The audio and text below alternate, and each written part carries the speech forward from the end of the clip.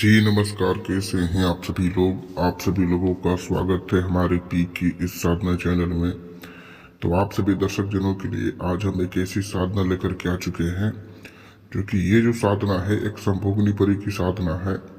और ये जो साधना है ये एक इस प्रकार की साधना है क्योंकि मैंने बहुत सारा वीडियो डाला भी है संभोगनी परी पर, लेकिन ये जो साधना है ये एक ऐसी साधना है जिसमें तांत्रिक भी करते हैं साधना को। और जो तांत्रिक होते हैं इसी से ये जो होते हैं अपना संभोग क्रिया करते हैं इसी परी से। जैसे कि आप शमशान घाट में जो गौरी देखे होंगे जो कि पूरे परिवार से विरचित होकर अलग रहते हैं शमशान में, वो लोग इस साधना को करते हैं। और ये जो होती है एकदम से पैसा वो सब में सब चीज में साधक का मदद करती है।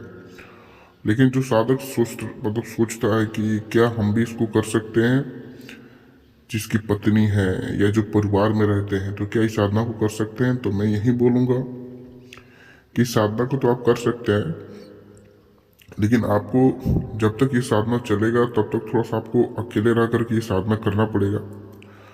और दूसरी चीज़ ये बात है कि अगर आप चाहते हैं कि मैं इस साधना को ले लूँ, इस संभोगनी परी को ले लूँ और मेरे परिवार को भी कोई नुकसान ना पहुँचे, तो मैं बस यही आपको बताऊंगा कि इस साधना को डायरेक्ट आप ट्रांसफ़र लें।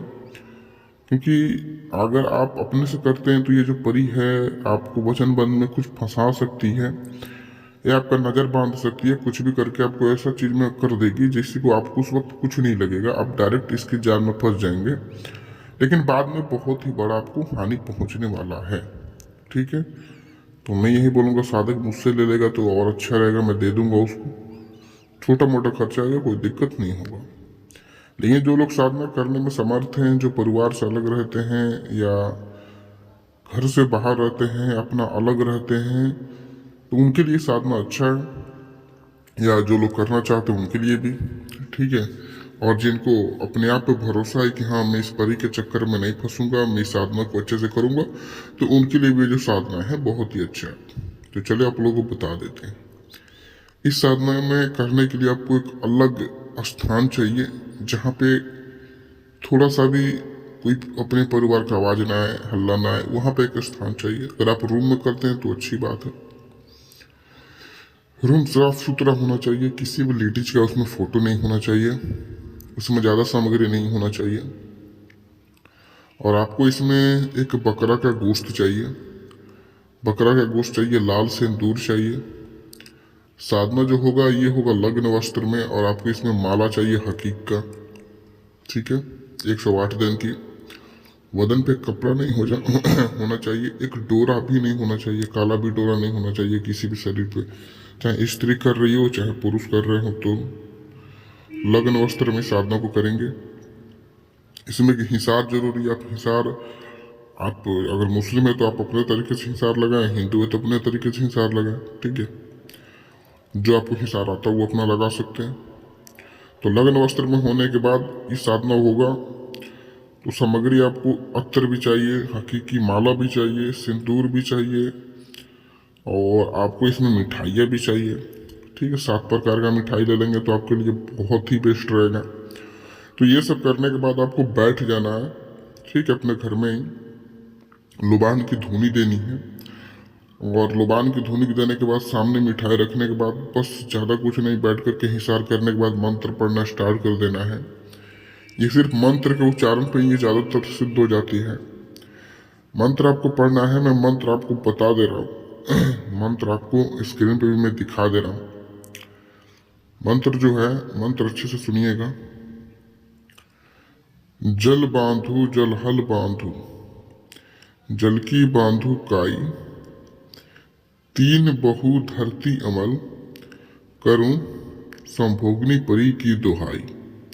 ये जो मंत्र इसको आपको पढ़ना है हकीकी माला से। ठीक है, 24 माला आपको जाप करना है। एक बैठक में ही आपको 24 माला को पूरा खत्म करना पड़ेगा। मंत्र के हिसाब से और साधना के हिसाब से थोड़ी सी बड़ी हो सकती है, लेकिन एक दिन की साधना है। इसके बीच बीच में बहुत सारे सामने अलग अलग असराते आएंगे आपको हटाने के लिए, भगाने के लिए। आपको उस चक्कर में नहीं पड़ना है। आपको अपने साधना पे ध्यान देना है, केंद्रित रखना है कि हाँ मुझे कोई भी उल्टा फुल्टा कोई भी शक्ति अगर मुझे कुछ ना कर सके, उसके आपको मतलब कि स्ट्रॉन्ग तरीके से अपना आत्मविश्वास के तरीके से बैठ करके साधना को पढ़ना है।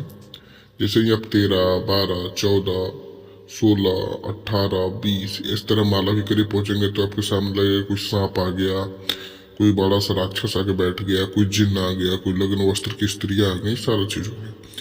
ये जो साधना है इसमें आपको ब्रह्मचर्य का पालन नहीं करना है।